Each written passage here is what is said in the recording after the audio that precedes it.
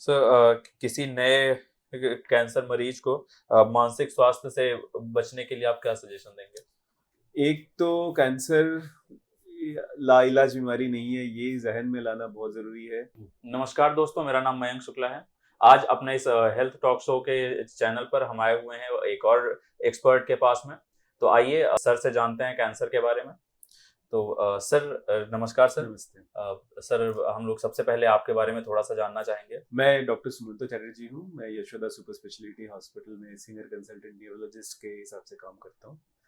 तो हमारे पास न्यूरोलॉजी के, साइकेट्री के काफ़ी मरीज आते हैं और कई पेशेंट्स को कैंसर भी होता है। हमारे ही फील्ड में जो ब्रेन ट्यूमर्स है, ब्रेन कैंसर्स के काफ़ी पेशेंट्स आते हैं जो इनिशियली आते हैं जी। तो इस विषय में जो आप पूछना चाहते हो, you can ask this question. Sir, एक छोटा सा सवाल ये था कि आपने ये फील्ड क्यों चुना?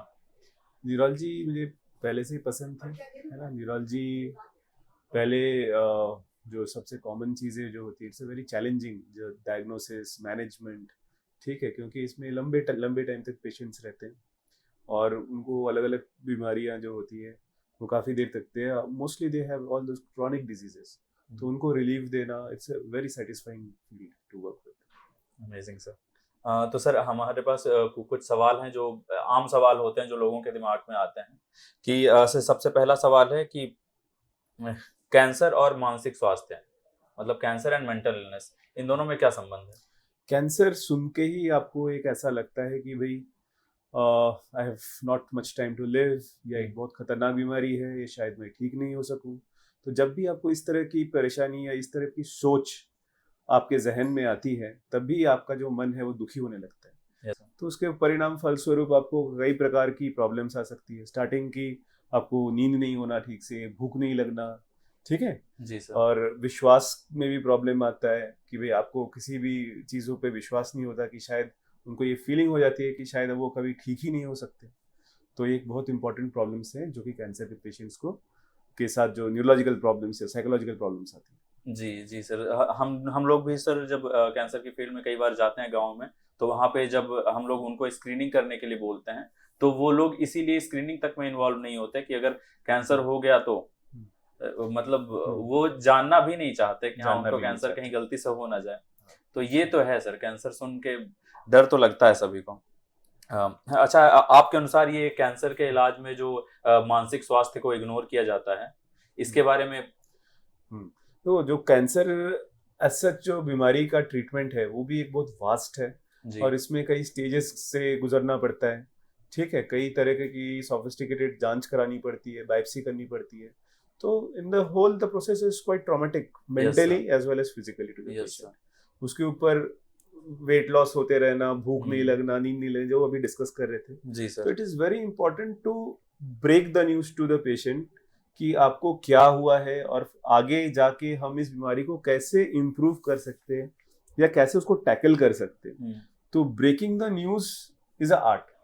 उसको हमें कैसे करना है उस पर बहुत कुछ डिपेंड करता है कि पेशेंट आने वाले टाइम में अपने मानसिक स्थिति को कैसे हैंडल कर पाएगा। जी। मेंटली उसको भरोसा देना कि हाँ, आपसे आपको ये ऐसा अभी फील हो रहा है लेकिन ऐसा है ही नहीं। आपको डेटा रिकॉर्ड्स जो हम दिखाते हैं कि इस बीमारी में इतने लोग ठीक हो जाते हैं या ऐसा होता है, तो ये सारी चीजें जब आप जानकारी देते हैं पेशेंट को, तब वो मेंटली थोड़ा सा कंफर्टेबल जोन में रहता है। मतलब उन्हें पहले इस बीमारी के लिए तैयार किया जाता है आप लोगों के द्वारा। बिल्कुल बिल्कुल। कि ये पहले जो बीमारी है जी, जो वो जो उसको जो ब्रेकिंग द न्यूज है ना, उस पे आपको थोड़ी सी मतलब थोड़ी सी मेहनत हाँ, करनी पड़ती है मेहनत शुरू करनी में। पड़े। वो जो मतलब संयम के साथ, Yes, है ना। sir. You have to be empathetic to the patient, okay, so Exactly, that he sir. can handle all those stress by himself, okay.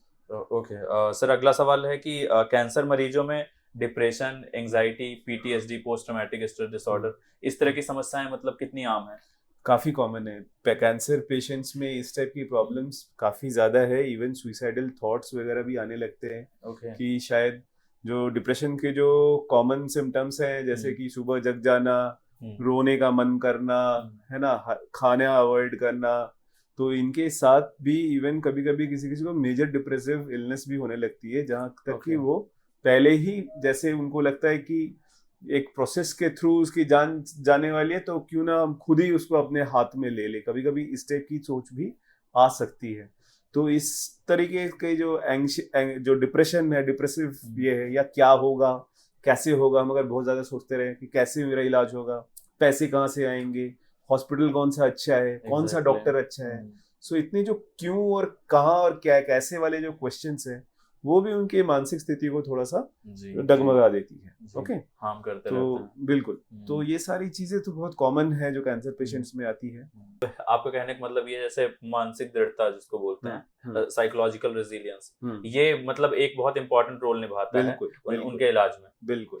Okay, तो सर ये स्वास्थ्य सेवाएं कैंसर के इलाज में मानसिक, ये जो मानसिक इलनेस है, इनको और बेहतर रूप से कैसे प्रस्तुत कर सकती हैं आपके हिसाब से? जो डिपार्टमेंटल इंटीग्रिटी होती है कि भाई जी। कोई कैंसर पेशेंट है तो उसकी साइकोलॉजिकल असेसमेंट हो, जी। ठीक है, साइकोलॉजिकल काउंसलिंग हो, है ना, कॉग्निटिव बिहेवियर थेरेपीज कुछ होते हैं जो इन चीज़ों को इम्प्रूव कर सकती है ना, कुछ डेली रूटीन एक्टिविटीज उनको बताया जाए, है ना, उनको चीज़ों से लड़ने के लिए। कभी कभी कैंसर ठीक नहीं होती और मरीज को भी पता रहता है कि शायद this is the end of life, लेकिन उसके लिए भी प्रिपेयर करने के लिए आपको हमें एक एक्सपर्ट हेल्प अगर मिल जाए तो उस कंडीशन को भी पेशेंट्स बेटर वे में हैंडल कर सकते हैं। क्या कुछ ऐसे साइंस हैं, ऐसे कुछ संकेत हैं जो उनके परिवार वालों को या उनके केयर गिवर्स को ध्यान देने की जरूरत होती है? हाँ बिल्कुल, ये बहुत अहम क्वेश्चन है कि अगर पेशेंट्स बार बार नकारात्मक चीजें बोले कि अब तो मैं नहीं बचूंगा, नहीं मेरा कुछ नहीं होगा, एंड ऑफ वर्ल्ड स्टेट अगर वो डिस्क्राइब करने लग जाए, या अत्यधिक रोना धोना, नींद ना आना, खाना रिफ्यूज करना, दूसरों से अपने सगे संबंधियों से बातचीत ना करना, अगर ये इस टाइप की चीजें ज्यादा होने लग जाए तो डेफिनेटली उसको पिकअप करने चाहिए और एक साइकोलॉजिस्ट से कंसल्ट करना चाहिए। बिल्कुल बिल्कुल सर। सर इसके इलाज के दौरान आप उनके दोस्तों से ही मिलते होंगे, उनके परिवार वालों से ही मिलते होंगे, आपको क्या लगता है मतलब कि अगर किसी के परिवार में किसी को कैंसर होता है तो उसके परिवार वालों की और दोस्तों की क्या स्थिति होती है? उनकी स्थिति भी बहुत अच्छी नहीं होती। कभी कभी जो केयर गिवर्स है उनको भी साइकोलॉजिकल स्टेबलाइजेशन, काउंसलिंग की जरूरत है, थोड़ी सी हेल्प, अगर उनको मेंटल रूप से कोई हेल्प मिले तो वो उस चीजों को बेटर वे से अरेंज कर सकते हैं। कभी कभी फाइनेंशियल स्ट्रगल्स होते हैं, कभी कभी उनको फिजिकली प्रेजेंस होना या छुट्टी लेना, क्योंकि कैंसर एक लंबा प्रोसेस है, उसमें बहुत टाइम लगता है, तो उसमें ये सारी चीजों को हैंडल कर पाना, ठीक है, उनकी अपनी दिनचर्या में जो स्ट्रगल्स है वो एड ऑन हो जाते हैं। इस घर में किसी को अगर कैंसर हो जाता है तो इसके साथ कभी कभी उनके लिए भी थिंग्स बिकम्स क्वाइट हार्ड।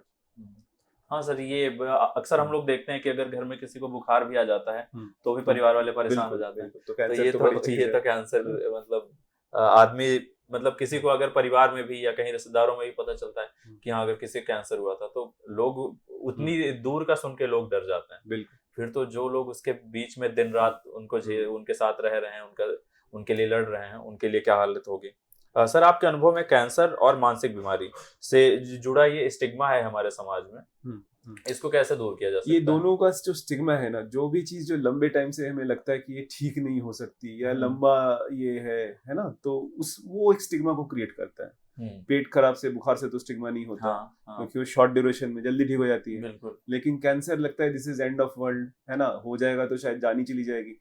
और lack of knowledge and awareness, ये भी बहुत इंपॉर्टेंट है।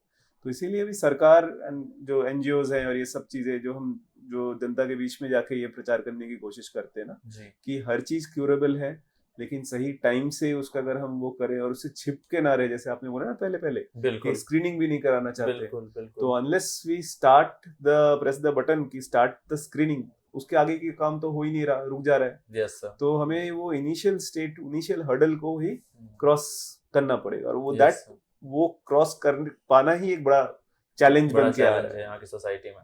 सर अगर मानसिक रोग के साथ भी ऐसा है, इनके लंबे टाइम तक दवाइयां खाते रहते हैं, है ना, तो जब तक खाते हैं ठीक रहते हैं, फिर ड्रग फेलियर और ड्रग मिसेस ये भी बहुत ज्यादा है। डिफॉल्टर्स भी बहुत मिल जाते हैं कि जो दवाई बताया गया फिर वो खाते नहीं है, ऐसे भी बहुत मिल जाते हैं। सो वे भी इस बर्डन को और बढ़ा देता है। अच्छा सर, आपके साथ कोई ऐसा एक्सपीरियंस हुआ है कि अगर कोई बहुत लंबे समय से किसी मानसिक बीमारी से ग्रसित है और उसको सही तरह से उसको पहले मेडिकेशन नहीं किया गया, फिर वो आपके पास आया हो, उसका ऐसा कुछ आपके साथ?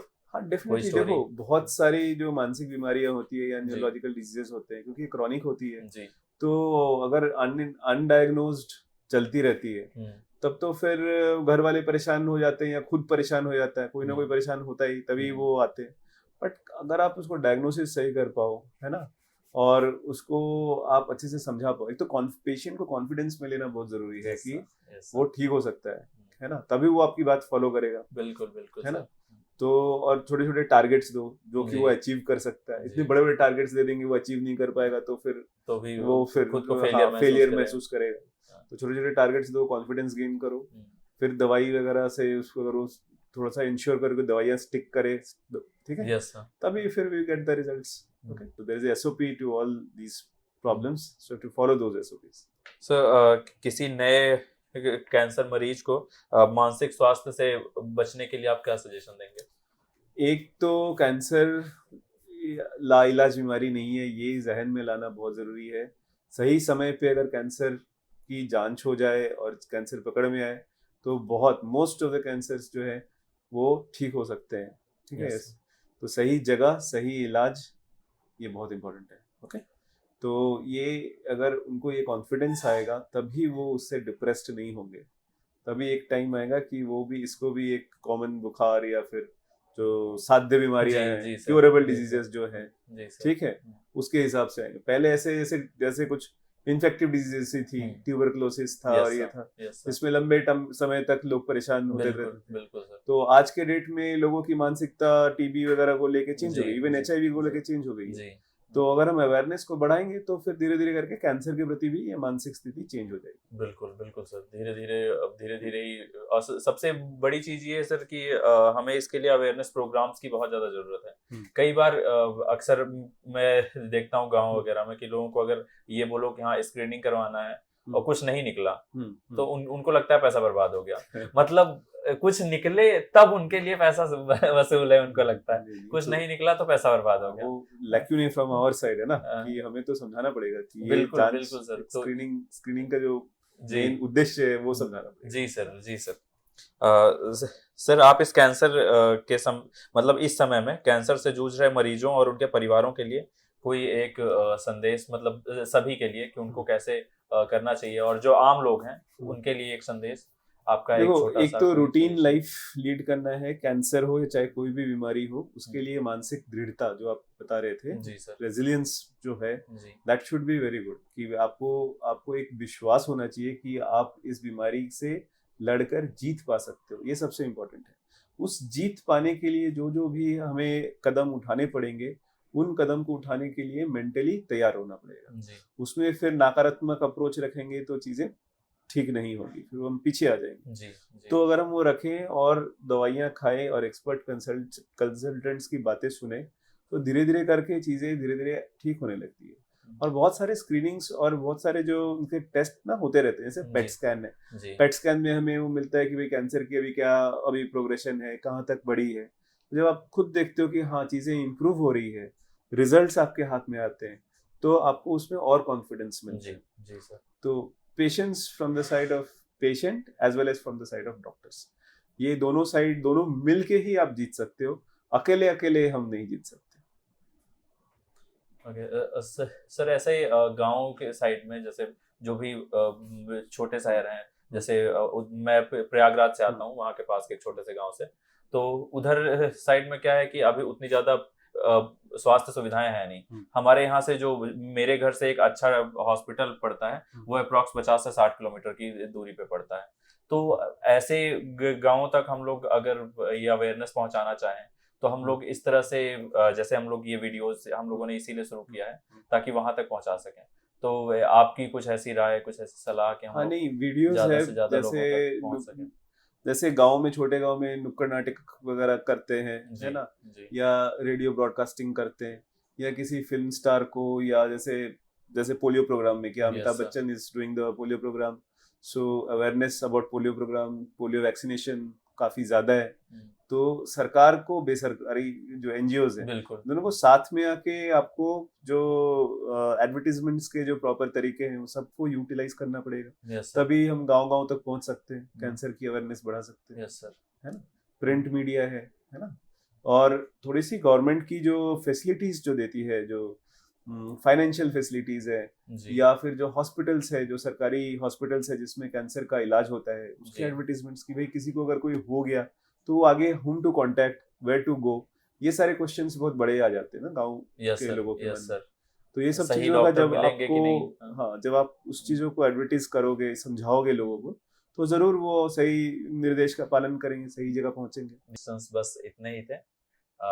फिर नेक्स्ट टाइम फिर मिलेंगे जल्दी ही कुछ और नए सवालों के साथ में, थैंक यू, या थैंक यू और सो हमारे मच। पास कुछ और आते हैं सवाल तो लोगों के द्वारा। Thank you sir, thank thank you so much. You. Okay.